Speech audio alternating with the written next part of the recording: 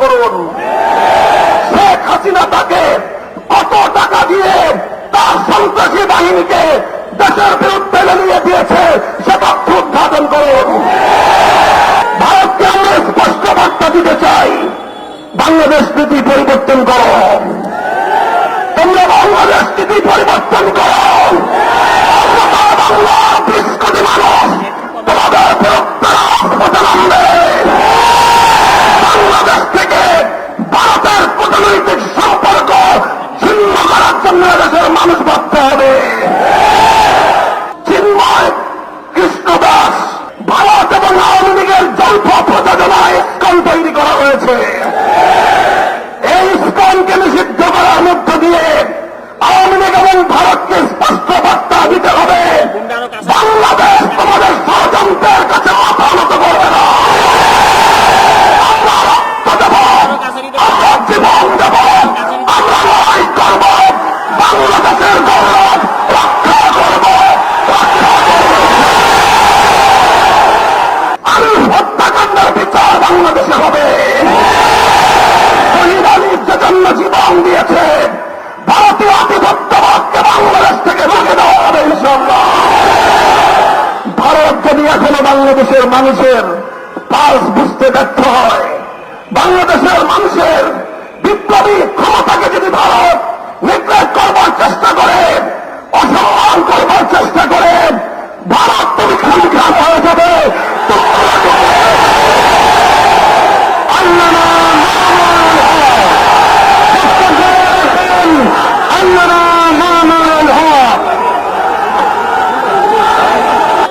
বাংলাদেশের মাটিতে হিন্দুত্ববাদের নৃশংস আক্রমণে শাহাদাত বরণকারী চট্টগ্রামের সহকারী পাবলিক প্রসিকিউটর তরুণ আইনজীবী শহীদ সাইফুল ইসলাম আলিফের শাহাদাতের প্রতি শ্রদ্ধা জ্ঞাপন করে তার রুহের মাগফিরাত কামনা করছি এবং তার ছোট্ট কচি শিশু সহ তার শোক সন্তপ্ত পরিবার পরিজনের প্রতি আন্তরিক সমবেদনা জ্ঞাপন করছি। সংগ্রামী তৌহিদি জনতা, আজ এই বিক্ষোভ সমাবেশের মাধ্যমে আমরা আমাদের হৃদয়ের ব্যথাটুকু জাতির সামনে, মানুষের বিবেকের সামনে উপস্থাপন করার জন্য এখানে সমবেত হয়েছি।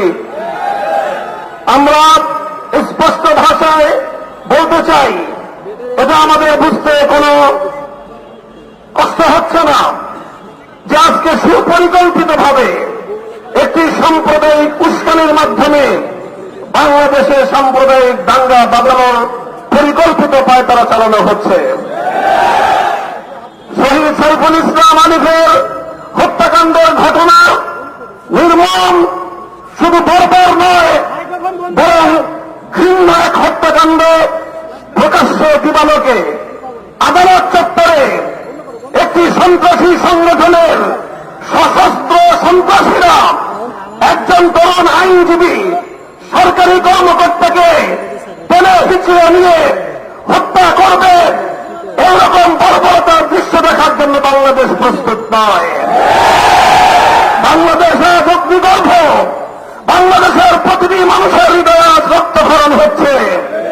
বাংলাদেশের অন্তর্বর্তীকালীন সরকারকে আমরা বলতে চাই, মানুষের এই ক্ষোভ, মানুষের হৃদয়ের রক্তক্ষরণকে আপনারা বুঝবার চেষ্টা করুন এবং যে সকল হত্যাকারী হিসেবে চিহ্নিত ঘাতকদেরকে গ্রেফতার করা হয়েছে তাদেরকেই শুধুমাত্র বিচারের আওতায় আনলে চলবে না।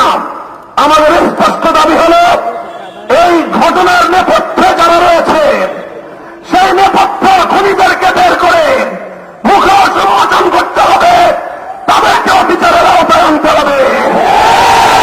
শহীদ আলিফ হত্যাকাণ্ডের জন্য ইসকনের স্পষ্ট মদতদাতা খুনি শেখ হাসিনাকে আসামি করে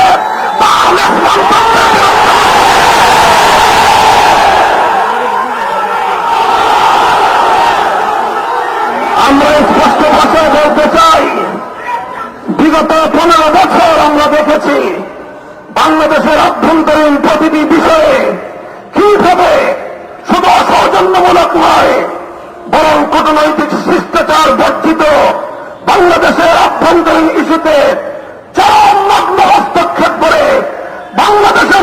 ইসলামকে আহত ক্ষতবিক্ষত করে তুলেছে ভারত।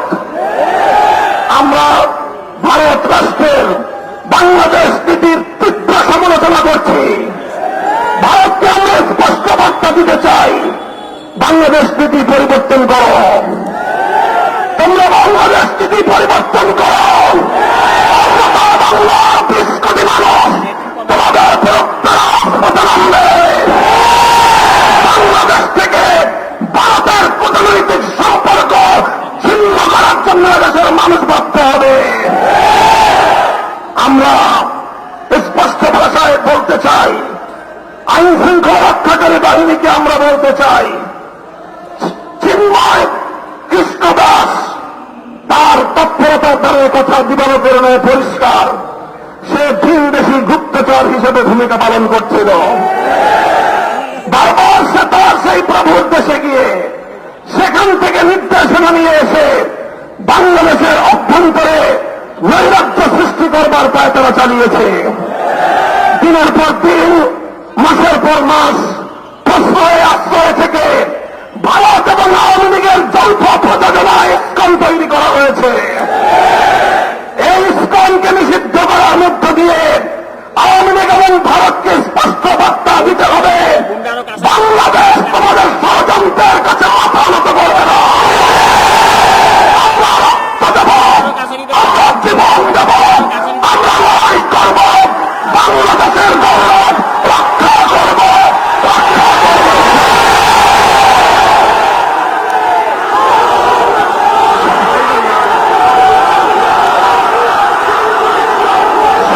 সাথী বন্ধুগণ, হেফাজতে ইসলামের কেন্দ্রীয় নেতৃবৃন্দ সহ হেফাজতের প্রতিনিধি দল শহীদ সাইফুল ইসলাম আলিফের কবর জিয়ারত করেছে। তার শোক সন্তপ্ত পরিবার পরিবারের পাশে দাঁড়িয়ে তাদের কাছে আমরা কথা দিয়ে এসেছি, আলিফ হত্যাকাণ্ডের বিচার বাংলাদেশে হবে। শহীদ আলিফ যে জন্য জীবন দিয়েছে, ভারতীয় আধিপত্যবাদকে বাংলাদেশ থেকে ভেঙে দেওয়া হবে ইনশাআল্লাহ। ভারত যদি এখনো বাংলাদেশের মানুষের পালস বুঝতে ব্যর্থ হয়, বাংলাদেশের মানুষের বিপ্লবী ক্ষমতাকে যদি ভারত নিগ্লেক্ট করবার চেষ্টা করে, অসম্মান করবার চেষ্টা করে, ভারত তুমি খান হয়ে যাবে। পার্শ্ববর্তী কোন একটি দেশের সঙ্গে তুমি সুসম্পর্ক রক্ষা করতে পারোনি। প্রতিটি রাষ্ট্রের অভ্যন্তরীণ বিষয়ে হস্তক্ষেপ করে তুমি সার্ক অঞ্চল থেকে তুমি একঘরে হয়ে গিয়েছ। তোমার পাশে কোন দেশ নাই। চারপাশ থেকে আমরা ক্ষুদ্র শক্তিগুলো যদি তোমার হাত পা নাক চেপে ধরি, তুমি বল নিতে পারবে না। বাংলাদেশের বুকের উপর দিয়ে তোমার সেবাদাসীকে বসিয়ে তুমি একতরফাভাবে একটার পর একটা চুক্তি করে বাংলাদেশ বিরোধী সকল স্বার্থকে ধ্বংস করে একতরফা ভারত সকল স্বার্থ নিয়ে গিয়েছে। বাংলাদেশের বিরুদ্ধে ভারতের বিগত 15 বছরের সকল ষড়যন্ত্রকে আমরা নিন্দা জানাই এবং আবার স্পষ্ট ভাষায় ভারতকে বাংলাদেশ থেকে পরিবর্তনের আহ্বান জানাই।